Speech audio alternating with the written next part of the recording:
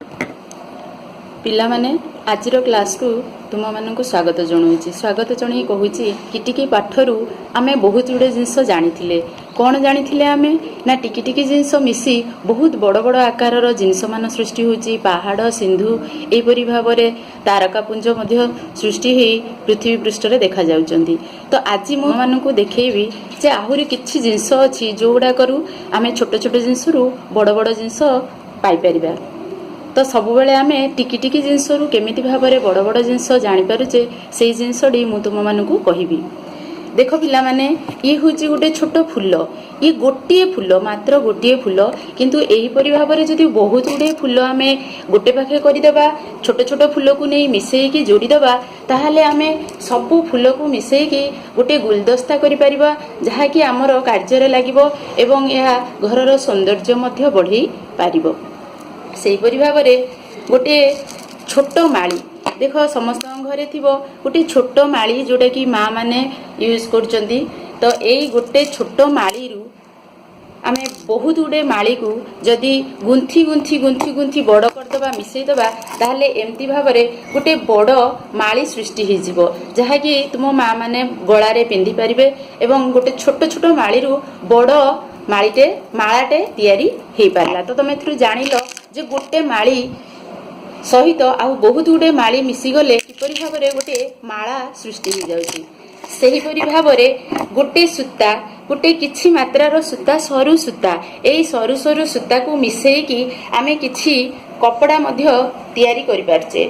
गोटे छोट छोट कपड़ा को मिसेईकी आमे हमर ड्रेस करि पारचे। जेमति कि इटा हला गोटे ड्रेस, एई छोट छोट कपड़ा एई सूतारू सृष्टि एई कपड़ारू आमे तैयारी करि पारुचे जोटे गोटे ड्रेस। सेमती भाव में एही कपड़ारू तम मानक घरे तम माँ माने साड़ी मध्य पिंधि पारचंती, बापा मानकर ड्रेस मध्य होई पारची।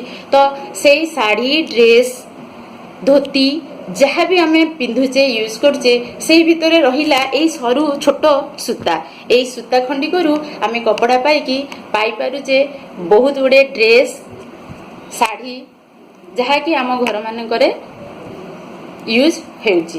तापर आमे देखिबा तमाने समस्त देखिथिबो पानी जेतबेले वर्षा दिन रे टोप टोप हेकी पड़े आंजुला रे आमे धरिले आंजुला हमर भरी हे जाए। तो प्रथमे हमर गोटे टोपा पानी पड़ी थाए। सेही भाव में आमे जदि गोटे बोतल रे पानी टिके टिके टिके टिके करी पुरे देबा, ताहले एमती भाव में हमर बोतलटी संपूर्ण भाव में एतिकी टिके टिके टिके टिके हेकी संपूर्ण भाव में फुल हो आउ आमे याकू व्यवहार मध्य करि परिबा। सेमिति भाव में जदि आमे समस्ते तुम माने देखिथिबो इटा इटा इटा गोटे गोटे गोटे गोटे जदि आमे जोड़ी दबा, ताहाले जोड़ी जोड़ी किना आमे गोटे घरटे करि परिबा।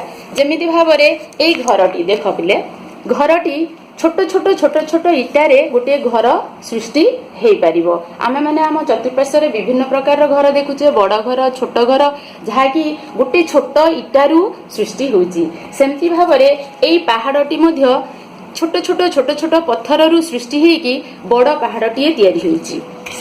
तापर आमे समस्त जानिचे जंगल बण कथा पिले, बण समस्त देखिच बण रे होची गोटे गोटे गछ मिसिकिना बहुत गछ मिसिले सेटा गोटे जंगल सृष्टि हो जाए। आउ आमे माने समस्ते जंगल को जाइचे, जंगल देखिचे, तो गोटे गोटे गछ जोड़ी होइकिना गोटे बड़ जंगल रे परिणत हो पारची। सेमिति भाव में तमे माने जो खाता व्यवहार करूज से खाता भी एमती छोट छोट कागज छोट छोट टुकुड़ा टुकुड़ा कागज रु तैयारी करी ताको जोड़ी की एपरी भाव में गोटे बड़ खाताटीए तमे तैयारी करि परचो एवं एई बड़ खाताटी तमे लेखा पढ़ारे व्यवहार करि पारुच।